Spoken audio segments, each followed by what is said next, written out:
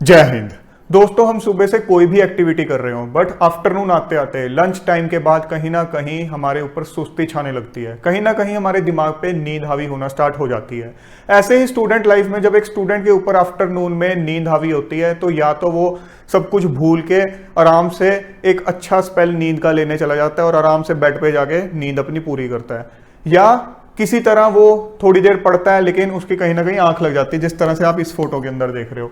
या फिर उस हार्ड टाइम को कुछ स्टूडेंट्स अवॉइड करते हैं और उसके बाद अपनी पढ़ाई कंसिस्टेंटली करते रहते हैं। बट इन सब स्टूडेंट्स के माइंड में एक बाद में डाउट आता है कि क्या हमें आफ्टरनून में सोना चाहिए। जो बच्चे ज़्यादा देर सोते हैं उनको लगता है कि कहीं हमने टाइम तो नहीं वेस्ट कर दिया है। जो लोग बिल्कुल नहीं सोते हैं उनको लगता है कहीं ना कहीं अगर हमारी एफिशिएंसी पे इस पे इफेक्ट पड़ रहा है तो हमें पता चलना चाहिए, अगर सोना चाहिए तो हम थोड़ी देर सोएं। बट ये डाउट अगेन रहता है कि सोना है तो कितनी देर सोना है। तो आज के सेशन में हम डिस्कस करेंगे कि क्या आफ्टरनून में एक स्टूडेंट को सोना चाहिए और अगर सोना चाहिए तो कितनी देर सोना चाहिए। अब इन सारे क्वेश्चंस का आंसर जानने के लिए हमें साइंटिफिकली समझना होगा कि हमें नींद आती कैसे है, किस तरह से हमारा ब्रेन सुस्ती फील करना स्टार्ट कर देता है। साइंटिफिकली समझते हैं।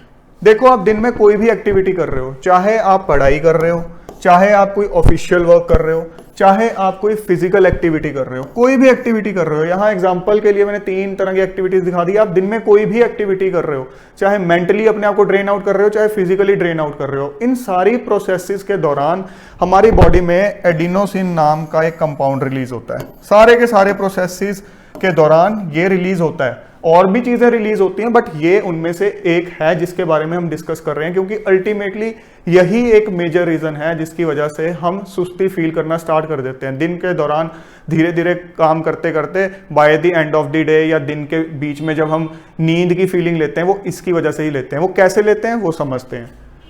देखो, आपको पता है ब्रेन ही है जो हमारी पूरी बॉडी को कंट्रोल कर रहा है। यहीं से सिग्नल जाते हैं तभी हमारे शरीर में कोई मूवमेंट हो रही है। मैं बोल रहा हूं, ब्रेन से सिग्नल आ रहे हैं। इसके बिना कोई चीज पॉसिबल नहीं है। ये खत्म तो हम खत्म। अब जो सिग्नल्स हैं वो कैसे ट्रांसमिट होते हैं? न्यूरॉन्स के थ्रू ट्रांसमिट होते हैं। ये मैंने आपको यहाँ पे न्यूरॉन्स दिखा रखे हैं, इनके थ्रू ट्रांसमिट होते हैं। अब अगर ये एक न्यूरॉन का सरफेस है, मैंने एक न्यूरॉन पकड़ा है, उसका अगर ये सरफेस है तो इस न्यूरॉन के सरफेस के ऊपर रिसेप्टर्स होते हैं। अब ये रिसेप्टर्स के ऊपर जो हमने पीछे अभी एडिनोसिन डिस्कस किया कि ये रिलीज होता है हर एक्टिविटी के दौरान, ये पूरे दिन के दौरान जब रिलीज होता रहता है, एक्यूमुलेट होता रहता है, तो ये कहीं ना कहीं इन रिसेप्टर्स पे जाके खुद को बाइंड करना स्टार्ट कर देता है।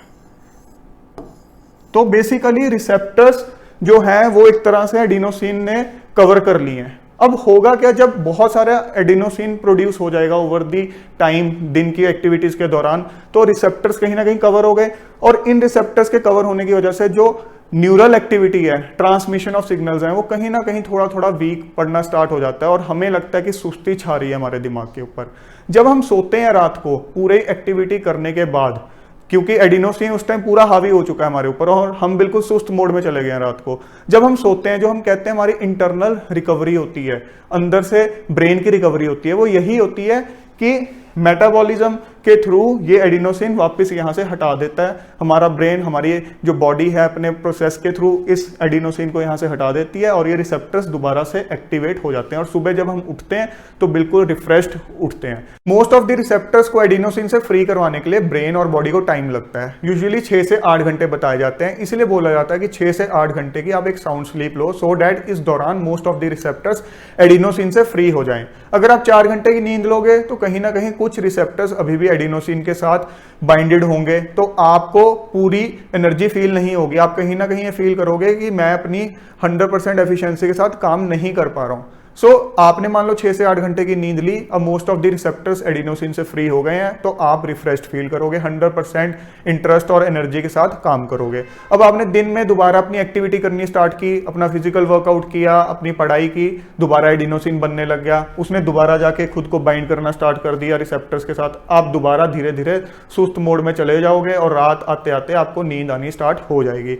अब आपके माइंड में आएगा एक डाउट कि इवनिंग में तो इतनी नींद नहीं आती जितनी आफ्टरनून में आ जाती है, ऐसा क्यों है? यहां मैं आपको एक नई टर्म इंट्रोड्यूस करता हूं, सकता है आपने कईयों ने इसके बारे में सुना भी हो। इसका नाम है सर्कैडियन रिदम। ये क्या चीज है?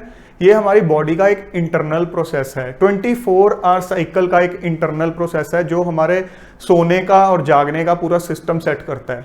ये हमारी इंटरनल बायोलॉजिकल क्लॉक नहीं है, हमारी एक ब्रेन की मास्टर क्लॉक नहीं है, वो अलग चीज है, बट ये उसके साथ सिंक्रोनाइजेशन में काम करता है। यही डिटरमिन करता है कि कब हमें नींद आएगी और कब हम एक्टिव फील करेंगे। सो ये बेसिकली एक तरह से आप ये कह सकते हो कि ये अलर्ट सिग्नल है जो कुछ टाइम के बाद एक्टिव होके हमें बताता रहता है कि अभी हमें एक्टिव होना है या नहीं होना है। अब कुछ रिसर्च में पाया गया है कि दिन में जैसे जैसे एडिनोसिन की प्रोडक्शन हमारी बॉडी में बढ़ती चली जाती है, उसको कुछ हद तक काउंटर करने के लिए इस सिग्नल की इंटेंसिटी भी बढ़ती चली जाती है, सो डैट हम एक एक्टिवेटेड मोड में ही रहें। बट आफ्टरनून में कुछ रिसर्च में पाया गया कि आफ्टरनून के अंदर इस सिग्नल की इंटेंसिटी कुछ टाइम के लिए डिप करती है, जिसकी वजह से हमें कहीं ना कहीं नींद आनी स्टार्ट हो जाती है। ये नहीं है कि उसके बाद भी कम ही रहती है, उसके बाद दोबारा इसकी इंटेंसिटी बढ़ जाती है। तभी ऐसा होता है कि खाना खाने के बाद या आफ्टरनून में हमें थोड़ी देर काफी ज्यादा नींद आती है, हमारी नींद दिमाग पे हावी हो जाती है, बट अगर हम किसी तरह वो एक पीरियड निकाल लें, हम दोबारा एक्टिवेटेड मोड में चले जाते हैं। सो यही रीजन है कि कुछ लोग जो है उस दौरान सो जाते हैं और सोने के बाद कुछ लोग तो काफी देर सोते रहते हैं, या कुछ लोग एक पावर नैप ले लेते हैं, या कुछ लोग किसी तरह उस टाइम को अवॉइड कर देते हैं और उसके बाद दोबारा एक्टिवेटेड फील करते हैं। अब जब आप चाय या कॉफी लेते हो, कुछ लोग जब नींद आती है चाय या कॉफी ले लेते हैं, तो उस टाइम आप एक्टिवेटेड कैसे हो जाते हो? उसका रीजन ये है, जो चाय या कॉफी के अंदर या किसी एनर्जी ड्रिंक के अंदर जो कैफीन होती है, कैफीन का काम क्या होता है, वो रिसेप्टर्स पे जाके खुद को बाइंड कर लेती है। वो इसकी जगह, एडिनोसिन की जगह रिसेप्टर्स पे जाके कैफीन खुद को बाइंड कर लेगी यहाँ पे, तो वो जगह कहीं ना कहीं उसने ब्लॉक कर ली, एडिनोसिन जो है अब वहां जाके खुद को बाइंड नहीं कर पाएगा। तो ऐसे केस में कैफीन जो है आपको अलर्ट रखने का काम करती है। अब जितनी देर वो कैफीन वहां पे रहेगी उतनी देर आप अलर्ट रहोगे। अब उस कैफीन को ब्रेक डाउन करने के लिए फिर बॉडी को, ब्रेन को थोड़ा टाइम लगता है। जितने टाइम में वो ब्रेक डाउन होगी उतनी देर आप एक्टिवेटेड रहोगे। एक बार वो ब्रेक डाउन हो गई, उसके बाद दोबारा एडिनोसिन जाके खुद को वहां पे बाइंड करना स्टार्ट कर देगा, आप दोबारा सुस्त फील करना स्टार्ट कर दोगे। तो इस तरह से जब आप सुस्त फील कर रहे होते हो और उसके बाद चाय या कॉफी पी लेते हो, तो आप एक वापस अलर्ट मोड में आ जाते हो। सो फ्रेंड्स, आई होप अब आपको ये समझ आ गया कि आप नींद की फीलिंग क्यों लेते हो, क्यों आप सुस्ती फील करना स्टार्ट कर देते हो। अब हम समझते हैं कि हमें दोपहर को सोना चाहिए, अगर चाहिए तो कितनी देर सोना चाहिए। अब आपको ये तो समझ आ गया कि जब आपको दोपहर को एक नींद वाली फीलिंग आ रही है तो कहीं ना कहीं कुछ रिसेप्टर्स पे एडिनोसिन ने खुद को बाइंड कर लिया है, और अगर आप सोओगे तो डेफिनेटली आपका ब्रेन रिकवर करेगा, उस एडिनोसिन को रिसेप्टर से हटाएगा, तो आपको लगेगा कि डेफिनेटली हमें सोना चाहिए।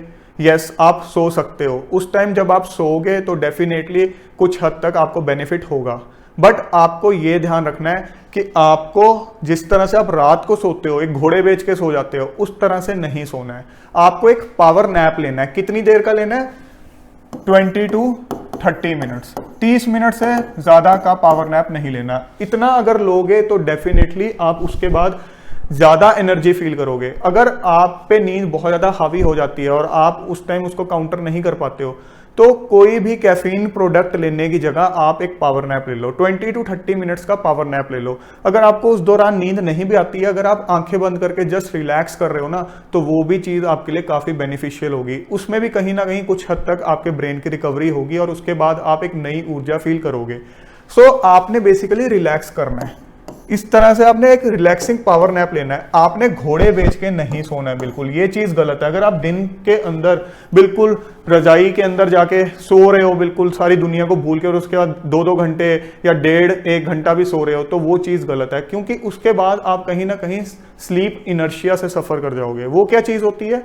इनर्शिया किसको बोलते हैं? कि अगर हम एक स्टेट में हैं तो उसी स्टेट में हम टेंडेंसी रखते हैं कंटिन्यू करने की, कि आप एक बार नींद के मोड में चले गए तो उसके बाद अब वापस आपको एक एक्टिवेटेड मोड में आने के लिए टाइम लग जाएगा।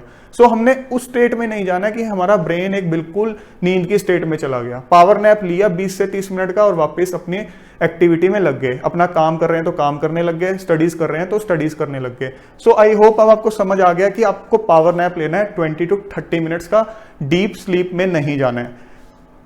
एक चीज का आपको ध्यान रखना है, अगर आप डीप स्लीप में चले गए, उस केस में क्या होगा? एक तो आप स्लीप इनर्शिया, जैसा कि मैंने अभी बताया, उससे सफ़र कर जाओगे कि काम कर रहे हो, उसके सोने के बाद भी इतना एक्टिवेटेड फील नहीं कर रहे हो, क्योंकि कहीं ना कहीं सुस्ती छा गई है दिमाग पे, कहीं ना कहीं दिमाग अब एक्टिवेट होने के लिए टाइम ले रहा है। उसके अलावा हो सकता है आपका जो स्लीपिंग साइकिल है वो बिगड़ जाए। जो सर्कैडियन रिदम का मैंने स्टार्टिंग में आपको जिक्र किया था, बीच में जिक्र किया था, उसके वजह से कहीं ना कहीं आपका स्लीपिंग साइकिल बिगड़ जाए, क्योंकि आपने दिन में अच्छी खासी नींद ले ली तो हो सकता है आप रात को सो ही ना पाओ और जाग के अपनी रातें काटो, तो कहीं ना कहीं आपका साइकिल पूरा का पूरा बिगड़ जाएगा। तो हमने ज़्यादा देर नहीं सोना है इसी वजह से।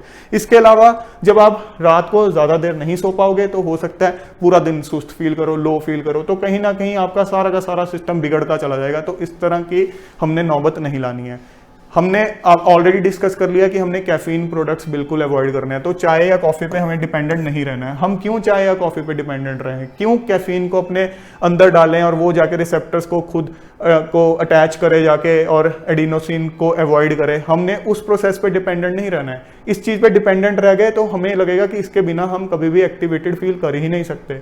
हमें ये चीज़ करनी है कि अगर हमारे ऊपर नींद बहुत हावी होती है तो एक पावर नैप ले लें, अगर अवॉइड कर सकते हैं सोना तो वो भी ठीक है। इसके अलावा आपको लंच टाइम पे कभी भी हैवी खाना नहीं लेना है। वैसे तो ये जंक फूड कभी भी नहीं लेना चाहिए, लंच टाइम पे तो स्पेशली नहीं लेना है। जब ये लेते तो इसकी वजह से भी बहुत ज़्यादा नींद आती है। ये अगर ब्रेकफास्ट में भी ले लोगे तो उसके बाद भी आप सुस्ती फील करना कहीं ना कहीं स्टार्ट कर दोगे। तो फ्रेंड्स, आई होप अब आपको क्लियरली समझ आ गया है कि अगर आपको आफ्टरनून में नींद आती है तो उस केस में आप एक पावर नैप ले सकते हो, बट मैक्सिमम 20 to 30 मिनट्स का, इससे ज़्यादा नहीं।